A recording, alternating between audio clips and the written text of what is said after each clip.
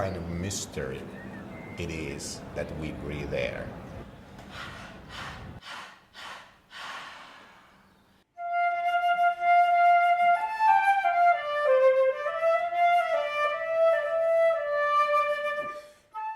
The big focus of this day is on phenomenology.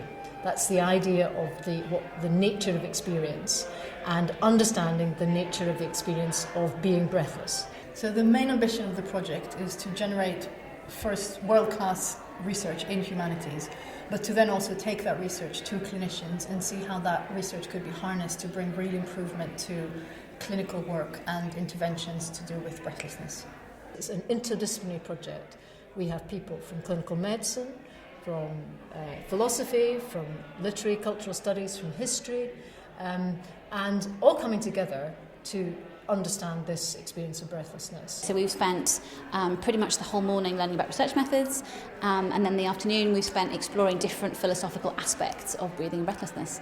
So I work on experiences of absence, and I realized that lots of descriptions of phenomenology of breathing make reference to feeling breathless. And feeling breathless is, you can think of it as an experience of absence. And I guess the main takeaway message for me from my talk is that we need to be careful about how we describe those experiences. So some cases of feeling breathless actually do not involve feeling absence. So what my paper explores is the phenomenology of breathing in poetry and in literature. Keats was to die of tuberculosis in 1821, and Samuel Beckett eventually died of emphysema in 1989.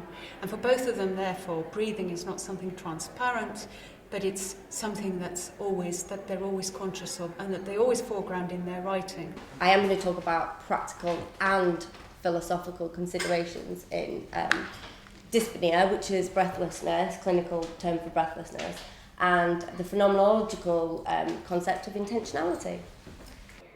All the questions of life, perhaps, could start to open in a new way if we would start to think and experience them deeper and deeper as this kind of questions of we breathe air, as respiratory openness, as what I would call is the biggest mystery of our lives. Poetry, which lasts in the form of words on a page, is given life with the breath of each new reader. Life and poetry in this way are brought intimately together when we read. Poets, alive or dead, rely on the living breath of others. Well done. The idea of the evening event was to try and do something a bit different and have a chance to sort of think about breathing and all the lovely things we can do with it. So thinking about the things we can turn breathing into, so we can turn it into words, we can turn it into music, as Jana did with the flute, or we can turn it into singing.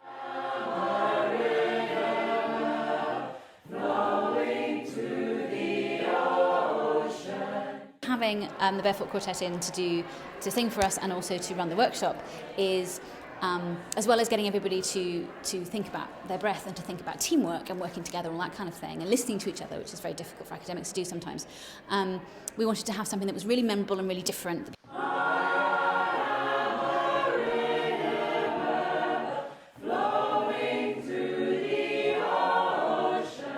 It's a very celebratory day. It's a really exciting day to see the Bristol part of the project taking off and to have the entire team here from Durham to be part of that understanding, sharing experience.